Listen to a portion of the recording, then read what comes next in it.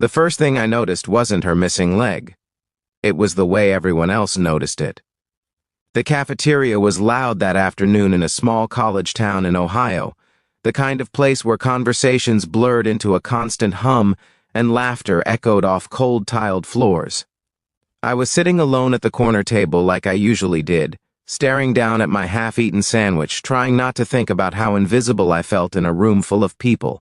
That's when the noise shifted, subtle but sharp enough to catch my attention, a ripple of whispers, chairs scraping, heads turning, and then she appeared. She moved slowly but confidently, balancing on one leg with the help of a sleek metal crutch. Her auburn hair was tied back in a loose ponytail, and her eyes, calm, steady, almost too brave for someone walking into a room that clearly wasn't ready for her, scanned the cafeteria.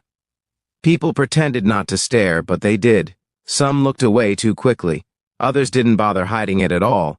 She paused near my table. For a moment, I thought she might turn away like everyone else usually did when they saw me sitting alone. But instead, she looked directly at me, and there was something in her expression, not pity, not hesitation, just quiet hope. She asked if she could sit with me, and without fully understanding why, I said yes. If you believe in kindness, in second chances, in the small moments that can change a life, take a second right now to like this video, leave a comment, share it with someone who needs hope, and subscribe to the channel. You never know whose life you might touch just by showing up. Her name was Grace. That was the first thing she told me after carefully lowering herself into the chair across from me. The way she said it was simple, almost casual, like she had no idea how perfectly it suited her. I introduced myself as Michael, suddenly aware of how awkward I sounded, how unprepared I was for this moment. For a few seconds, neither of us spoke, but it wasn't uncomfortable. There was a strange kind of peace sitting there with her, like the chaos of the cafeteria had somehow dimmed around us.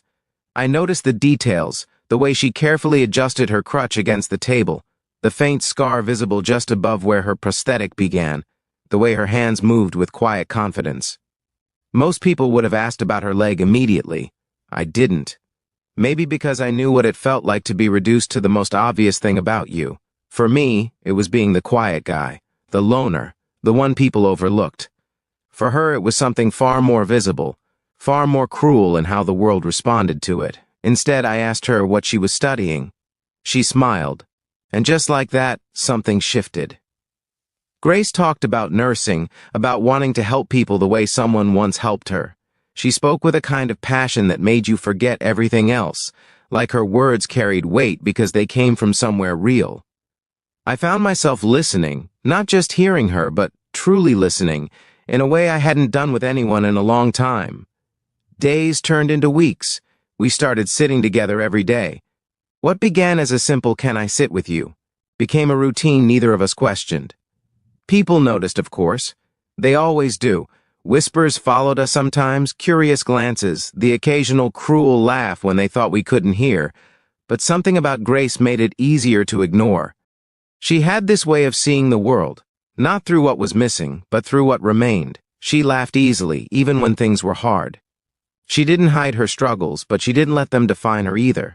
And slowly, without realizing it, she started changing me too. I began to talk more. I started showing up to places I used to avoid. I even found myself smiling, really smiling, without forcing it.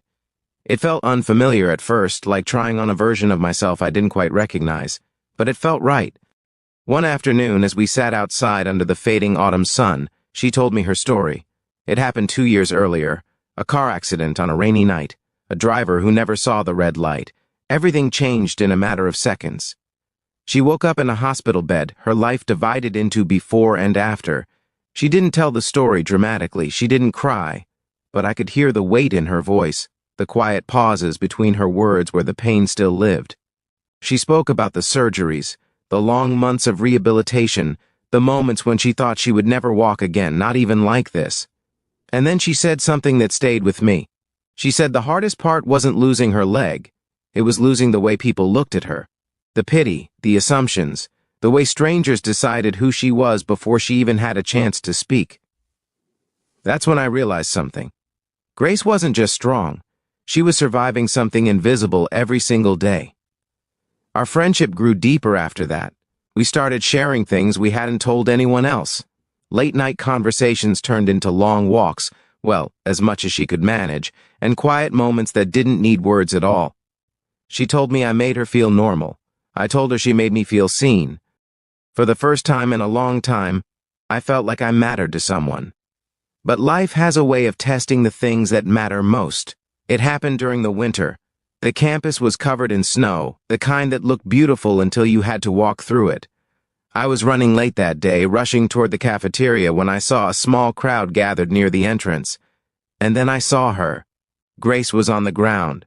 Her crutch had slipped on the ice, and she had fallen hard. People stood around, some watching, some whispering, but no one was helping. For a split second, I froze. Not because I didn't care, but because the sight of her there, vulnerable and hurting, hit me harder than I expected. Then I moved. I pushed through the crowd and knelt beside her, my heart pounding. Her face was pale, her breath uneven, but she tried to smile when she saw me. Tried. And that broke something inside me. I helped her up carefully, ignoring the stares, the murmurs. I didn't care anymore. Not about what anyone thought, not about how it looked. All I cared about was her. We sat together inside afterward, her hands trembling slightly as she wrapped them around a cup of coffee. For the first time since I met her, she looked tired, not physically, emotionally. She said she was fine, but I knew she wasn't. That was the day everything changed, because I realized I wasn't just her friend anymore. I needed to be someone she could lean on, not out of pity, but out of choice, out of respect, out of something deeper that I didn't fully understand yet. So I stayed, through the hard days, through the quiet ones, through the moments when she didn't want to talk and the ones when she needed to say everything. And little by little she started to heal in ways I couldn't see.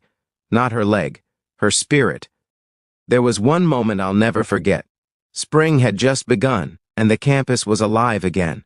Flowers blooming, students laughing, everything feeling new. Grace asked me to meet her near the old oak tree by the lake, the place we had started going to when we needed quiet. When I arrived, she was standing there. No crutch. For a second I didn't understand what I was seeing. Then she took a step. Slow, careful, determined, and then another. Tears filled my eyes before I could stop them. She didn't walk far, but she didn't need to, because in that moment, it wasn't about distance. It was about everything she had overcome to take those steps.